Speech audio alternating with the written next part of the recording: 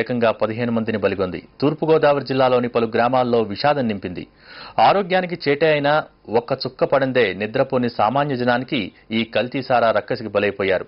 దాదాపు 300 మంది అనారోగ్యంతో ఆసుపత్రుల్లో చికిత్స పొందుతున్నారు. మందు ప్రియుల అజ్ఞానం, ప్రభుత్వాల నిర్లక్ష్యం, అధికారుల అలసత్వం, వ్యాపారుల ధనదాహం వెరసి పచ్చని జీవితాల్లో సారా చిచ్చురేపుతోంది. ప్రస్తుత పరిస్థితుల్లో ఈ సమస్యను అరికట్టేందుకు తీసుకోవాల్సిన చర్యలు, అలాగే ప్రభుత్వ బాధ్యత అన్న అంశంపై మహా టీవీ చర్చా కార్యక్రమం చేపట్టింది. ఈ చర్చా కార్యక్రమంలో మనతో పాల్గొంటున్నవారు గీతామూర్తి గారు, లోక్సత్తా పార్టీ అధికార ప్రతినిధి, అలాగే వి లక్ష్మణ్ రెడ్డి గారు, జనచైతన్య వేదిక రాష్ట్ర అధ్యక్షులు. నమస్కారం సార్, వెల్కమ్ టు మహా స్టూడియోస్. మళ్లీ తూర్పుగోదావరి జిల్లాలో జరిగిన ఘటన, కల్తీ సారా తాగి ఇక్కడ దాదాపు 15 మంది మృతి చెందిన ఘటన చూస్తుంటే ఎన్ని పకడ్బందీ చర్యలు తీసుకున్నా ఈ కల్తీ సారా వల్ల ప్రాణాలు కోల్పోతున్న వ్యక్తులు ఇంకా వస్తూనే ఉన్నారు. అంటే ఇటువంటి ఘటనలు ఇంకా బయటపడుతూనే ఉన్నాయి. దీనికి ఎటువంటి కారణాలను మనం చూడొచ్చు? ప్రధానంగా ప్రభుత్వం యొక్క మద్యం అమ్మకాలను ఆదాయ వనరుగా చూడాలనేటువంటి లక్ష్యమే ఇలాంటి చర్యలకి తోడ్పడుతుంది. మద్యం షాపుల్ని ఆక్షన్ పిలిచి టెండర్లు వేసి ఎవరు ఎక్కువ పడితే వాళ్ళకి ఇచ్చే లక్ష్యం తీసుకోవడం వలన దాదాపు 3,000 కోట్ల రూపాయలు ఈరోజు ఆంధ్ర రాష్ట్రంలో ఉన్న 6,500 మద్యం షాపులలో చెల్లిస్తున్నారు. దాంతో ఏమైందంటే ₹2 విలువ చేసే చీప్ లిక్కర్ బాటిల్ ₹60 అమ్ముతూ ఉన్నారు. మద్యం ప్రియమైపోయింది.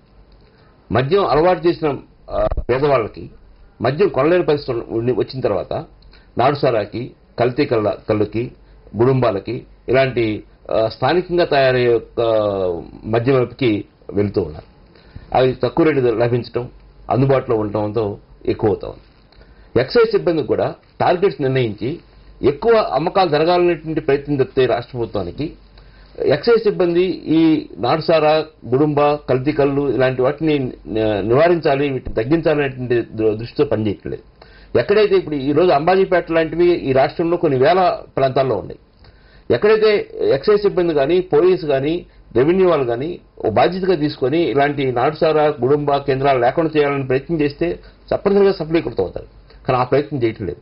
ఆ ప్రయత్నం చేయడానికి కారణం ఏంటంటే ఈ సిబ్బంది, ముఖ్యంగా ఎక్సైజ్ సిబ్బంది, ఎన్ఫోర్స్మెంట్ సిబ్బంది ఈ మామూలుకి అలవాటు పడి వాళ్ళు ఇచ్చే మామూలుకి లోనై వాళ్ళు ఏమాత్రం పట్టించుకోవట్లేదు. స్థానికంగా వాళ్ళకి రాజకీయ నాయకులు, అధికార పార్టీ యొక్క నాయకులు వీళ్ళందరూ యొక్క అండదండలు గణనీయంగా ఉంటా ఉన్నాయి. ఎన్నికలప్పుడు కానీ వీళ్ళు పెద్ద మాఫియా తయారై, ఉదాహరణకి మన అంబాజీపేటలో ఇంత ఇన్సిడెంట్ జరిగితే 2-3 రోజుల దాకా ఆ చనిపోయిన వాళ్ళు కానీ, వాళ్ళ బంధువులు కానీ ఎవరి బాధ్యులు, ఎవరి సారా అమ్ముతున్నారు అనే పేరు కూడా చెప్పలేని నిస్సహాయ స్థితిలో వాళ్ళు ఉన్నారు. దీన్ని బట్టి ఏమర్థమవుతుందంటే స్థానిక గూండాలు, స్థానిక మాఫియా ఇది పెద్ద ఆదాయ వనరుగా చూసి పెద్ద ఎత్తున ఉత్పత్తి చేస్తూ, కొన్ని వేల లీటర్లు ఉత్పత్తి చేస్తూ ముందుకు వస్తూ ఉన్నారు. మొన్న ఈ సంఘటన జరిగిన తర్వాత ఎక్సైజ్ సిబ్బంది కదిలి కొన్ని వేల లీటర్ల నాటుసారాన్ని ధ్వంసం చేశామని చెప్తున్నారు. ఈరోజు ఆంధ్ర రాష్ట్రంలో, తెలంగాణలో కానీ, రాయలసీమలో కానీ అనేక ప్రాంతాల్లో స్థానిక రాజకీయ నాయకుల యొక్క అండదండలతో, స్థానిక ఎక్సైజ్ పోలీసుల యొక్క అండదండలతో కొన్ని వేల లీటర్ల నాటుసారా ప్రతిరోజు తయారవుతా ఉంది. దీన్ని అరకట్టాలంటే ప్రభుత్వం తప్పనిసరిగా ఈ ₹2 విలువ చేసే చీప్ లిక్కర్ని ₹60 అమ్మే పద్ధతిని మానుకోవాలి. మద్యం ధరలు విపరీతంగా పెరిగిన తర్వాత దానికి ప్రత్యామ్నాయంగా పేదలు ఈ సారాకి అలవాటు పడుతున్న పరిస్థితి వస్తుంది. ప్రభుత్వం ఈ పేదలలోంచి ఈ మద్యం వ్యసనాలను తీసివేయడానికి డి అడిక్షన్ కేంద్రాలని ప్రతి జిల్లా కేంద్రంలోనూ, తాలూకా కేంద్రాలను, ప్రభుత్వ ఆసుపత్రిలో ఏర్పాటు చేస్తాం. ఓకే, గీతామూర్తి గారు, మీరు ప్రస్తుతం జరిగిన ఘటన ఏ విధంగా అర్థం చేసుకుంటారు? కల్తీ సారా వల్ల దాదాపు ఇప్పుడు మళ్ళీ 14 మంది మృతి చెందారు, అనేక మంది ఆసుపత్రిలో చికిత్స పొందుతున్నారు. అయితే ఇంతటి విషాదానికి ఎవరిని కారకులుగా చూడాలి మనం? ఇది పూర్తిగా రాష్ట్ర సర్కార్ వైఫల్యంగానే లోక్సత్తా పార్టీ భావిస్తుందండి. లక్ష్మణ్ రెడ్డి గారు చెప్తున్నారు, కేవలం రాష్ట్ర సర్కారు మద్యాన్ని ఆదాయ వనరుగా చూడడం మొదలు పెట్టినప్పటి నుంచి, ఎప్పుడైతే గతంలో ఉన్న టీడీపీ ప్రభుత్వం కానివ్వండి, ఇప్పుడు అధికారంలో ఉన్న కాంగ్రెస్ ప్రభుత్వం కానివ్వండి, మద్యాన్ని ఒక ఆదాయ వనరుగా భావించారు తప్పితే దీనివల్ల 50 లక్షల కుటుంబాలు నష్టపోతున్నాయి ఇవాళ రాష్ట్ర వ్యాప్తంగా. అలాగే ఈ చీప్ లిక్కర్ ఉత్పన్నమయ్యేది బెల్ట్ షాపుల ద్వారా. ఈ బెల్ట్ షాపులు అనేవి ఎక్కడికక్కడ అరికట్టండి అని చెప్పేసి మేము లోక్సత్తా తరఫున గత 3 సంవత్సరాల నుంచి ఒక ఉద్యమ రూపకంగా కూడా చేసినా కూడా కనీసం చీమ గుట్టినట్టు కూడా కనిపించని ఈ రాష్ట్ర సర్కార్ వైఫల్యంగానే లోక్సత్తా పార్టీ భావిస్తుందని.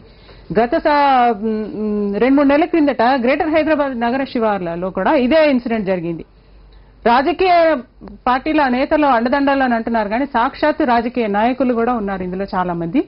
వీళ్ళు కింద చోటమోట నాయకుల్ని ఎలా నడిపియాలి, వాళ్ళు ఎలా బతకాలి అన్న ఒక వృత్తి కింద కూడా భావించి ఇవాళ దీంతో ప్రవేశించడం జరిగింది. మద్యం మాఫియా అనేది చాలా ఖచ్చితంగా ఉంది. గతంలో తీసుకున్నట్టయితే నగర శివార్లలో మహబూబ్నగర్ జిల్లాకు సంబంధించిన ఒక వ్యక్తి ప్రముఖంగా పార్లమెంట్ పోటీ చేసిన ఒక ప్రధాన పార్టీకి పోటీ చేసిన అభ్యర్థి కింద కూడా తీసుకున్నట్టు మనం చూసాం మీడియా ద్వారా కానీ ఇంకా మిగతా దాని ద్వారా కానీ. అంటే ఇది ఎలా ఉందంటే కళ్ల ముందు రాష్ట్ర సర్కార్కి తెలుస్తుంది, పూర్తిగా ప్రజలు నష్టపోతున్నారన్న సంగతి తెలుసు. ప్రజలకి అలవాటు పరుస్తున్నది కూడా పార్టీలే. ఎన్నికల్లో ఉచితంగా మద్యాన్ని ఇవ్వడం అన్నది అలవాటు చేశారు. ఇవాళ ప్రతి గ్రామం లోపల మద్యాన్ని డబ్బుని పంపిణీ చేస్తున్న ప్రధాన పార్టీలన్నీ కూడా దీన్ని అలవాటు చేసి తర్వాత దానికి ఒకసారి రుచి చూసి తర్వాత దానికి అలవాటు పడిపోయి తర్వాత దాని బానిసలైపోయి తర్వాత అది లేకపోతే బతకలేని పరిస్థితి కల్పించింది కూడా ప్రధాన పార్టీలన్నీ కూడా ఇవాళ. అందుకే మద్యాన్ని ఎన్నికల సమయంలో ఉచితంగా పంపిణీ చేయడం అనేది చాలా తప్పు అని చెప్పేసి లోక్సత్తా పార్టీ ఎప్పటి నుంచో చెప్తుంది. ముందు బెల్ట్ షాపుల్ని తొలగించండి, బెల్ట్ షాపులు తొలగించినట్టయితే పూర్తిగా లైసెన్స్ ఉన్న షాపులే నడుస్తాయి కాబట్టి ఇంత పెద్ద ఎత్తున మాఫియా జరగదని చెప్పేసి చాలా సార్లు చెప్తుంది. ఇది పూర్తిగా రాష్ట్ర సర్కారు వైఫల్యము, ఎక్సైజ్ శాఖ వైఫల్యం. గతంలో మేము ఎక్సైజ్ శాఖ ముందు హీరాలాల్ సమారియా గారి వాళ్ళు అక్కడ వెళ్లి ఆ కుటుంబాల్ని బాధిత కుటుంబాల్ని పరామర్శించడం జరిగింది. మేము ఇదే విషయాన్ని ఎన్నో సందర్భాల్లో ఆయన కలిసినప్పుడు చెప్తే ఆయన ఏమన్నారు తెలుసా, మీరు మాకిచ్చి ఇవ్వడం వల్ల లాభం లేదండి, మీరు వెళ్ళి ఎలాగ తాగిన వాళ్ళందరూ వెళ్ళి ఏ గాంధీ హాస్పిటల్లోనో ఉస్మానియా హాస్పిటల్లోనో ఉంటారు కదా, వాళ్ళకి సేవలు అందించండి. ఇది ఆయన ఇచ్చే సలహా. ఓకే, ప్రస్తుతం గోపాలకృష్ణ ద్వివేది గారు తూర్పుగోదావరి జిల్లా కలెక్టర్ వారి టెలిఫోన్లో ఉన్నారండి. వారి అభిప్రాయం కూడా తెలుసుకునే ప్రయత్నం చేద్దాం. నమస్కారం అండి గోపాలకృష్ణ గారు. నమస్తే అండి. గోపాలకృష్ణ గారు చెప్పండి, ప్రస్తుతం జరిగిన ఘటనలో దాదాపు 14 మంది చనిపోయారు. ఈ కల్తీ సారా అనేది రాష్ట్రంలో ఉన్న సమస్య కాదు, దేశం మొత్తంలో ఎక్కడికి వెళ్ళినా కూడా ఈ సమస్య ఉంది. ప్రస్తుతం జరిగిన ఘటనకి ఎవరిని కారకులుగా భావించాలి? ఇప్పుడు ఆల్రెడీ లాస్ట్ 3 days నుంచి దీని మీద మరి ఫస్ట్ పాయింట్ ఏముందంటే మేము ఈ అంతా తెలుసుకుని ఈ హాస్పిటల్ అడ్మిట్ చేయించి వాళ్ళకి కరెక్ట్ గా ట్రీట్మెంట్ ఇప్పించడం ఎంత జరుగుతూ ఉంది. కానీ ఈ మిథైల్ ఆల్కహాల్ కలిపి ఈ తాగడం వలన ఏమైందంటే దీనికి టైం చాలా షార్ట్ అయిపోయింది. అంటే తాగిన వెంటనే ఇమీడియట్ గా హాస్పిటల్లో చేరకపోతే అది ప్రమాదం జరగకపోతా ఉంది. కాబట్టి 13 మంది చనిపోయారు. కానీ ఇప్పుడు కూడా సుమారుగా 300 మంది హాస్పిటల్స్ లో ఉన్నారు. దాంట్లో సుమారుగా 10 మంది డయాలిసిస్ అంతా జరుగుతూ ఉంది. ఈ కారకుల గురించి మీరు అడిగారు, దాని గురించి నేను ఒకటి చెప్పాలనుకున్నాను. ఇప్పుడు ఆల్రెడీ ప్రభుత్వం వారు నిన్న కమిషనర్ ఎక్సైజ్ కూడా ఇక్కడ వచ్చారు, జిల్లాలో మా ఇన్ఛార్జ్ మినిస్టర్ గారు ఇతర అందరూ వచ్చారు.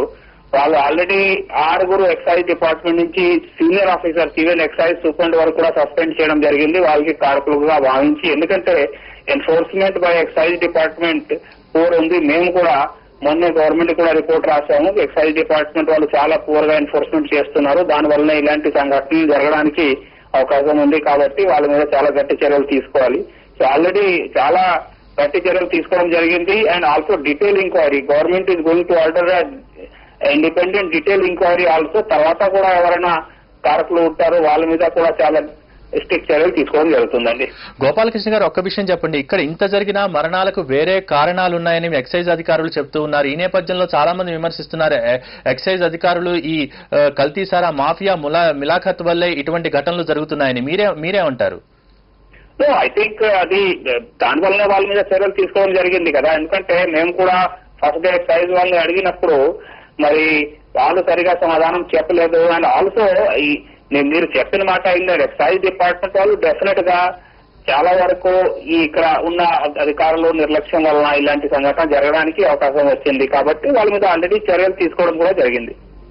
అయితే గోపాలకృష్ణ గారు, మిథైల్ ఆల్కహాల్ ఇది వాడటం చాలా ప్రమాదకరం అని తెలిసినా కూడా ఇది అందరికీ అందుబాటులోకి వస్తూనే ఉంది, కల్తీ సారా తయారవుతూనే ఉంది. అయితే ఈ మిథైల్ ఆల్కహాల్ పై అధికారుల నియంత్రణ ఎంతవరకు ఉందని మనం అనుకోవచ్చు?